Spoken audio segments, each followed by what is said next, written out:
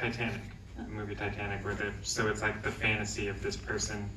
And so I turned to it because I thought, I had tried writing other animated scripts, and I would show them to people, and it would always seem like too complicated, or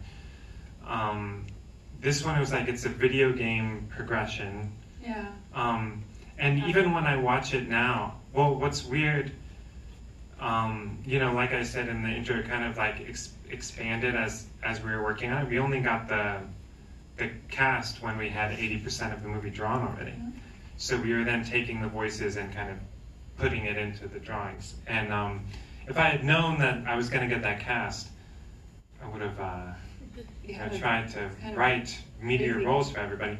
Or just, I don't know, I would have probably done some, but if some person told me, traveled from the future and told me that I would get a great cast, I just wouldn't have believed them anyway. So, when I watch it now, I'm like, oh, it's too simple. There could have been more. I could have done more in the narrative, but also I was trying. Even earlier cuts of this movie, we would show it. We would do very small screenings, and people would be like, "We have no idea what's going on," And I didn't major in film. I drew comics, and I went to the Sundance Labs, and I had some experience, but I wasn't. Now I don't know. I learned a lot making this. Is what I'm saying. I mean, how long would you say from start to finish this movie take? I mean, I wrote the script in 2010. Okay. So then it premiered 2016. But I was doing other things. Okay. And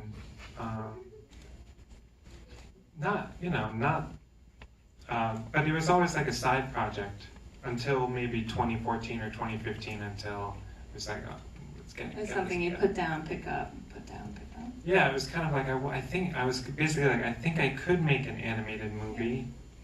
Like you can scan it. Yeah. I didn't. Yeah. So I mean, were you drawing comics first and then went into animation, or?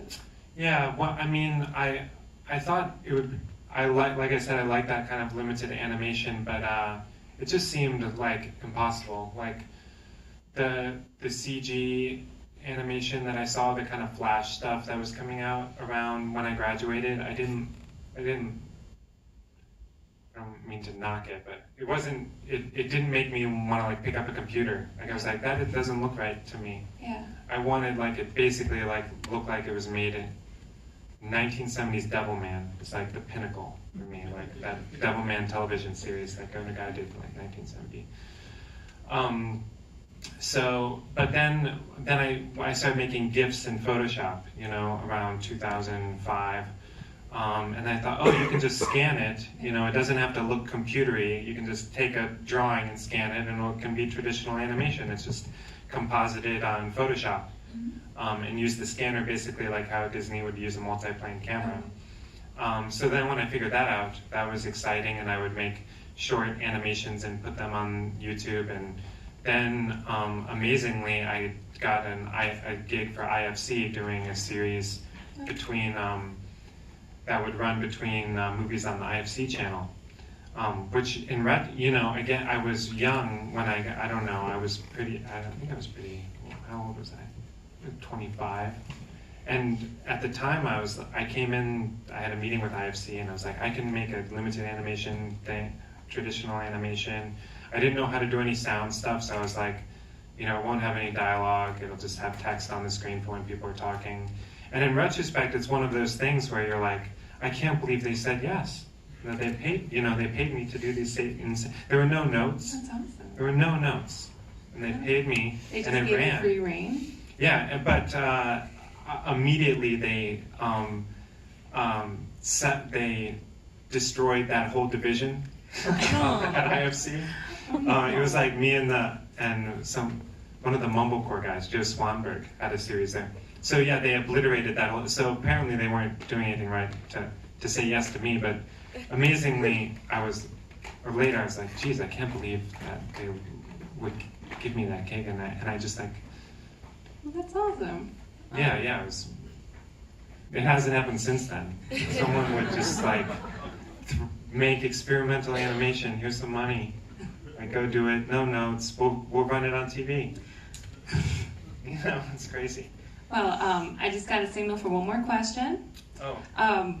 Before we, ask the audience for questions. What's next? What do you have on the table right now?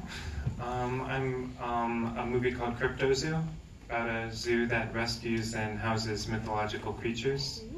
And it's like a painted movie. It's still. It's gonna be like similar aesthetic, like.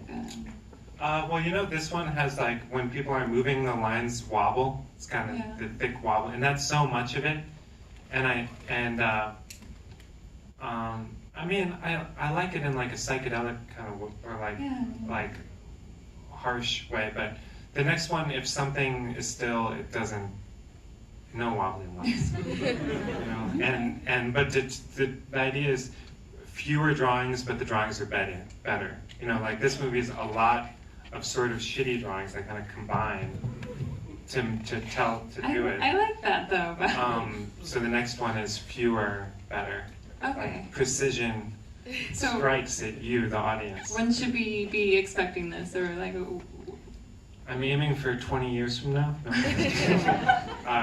No, I really hope.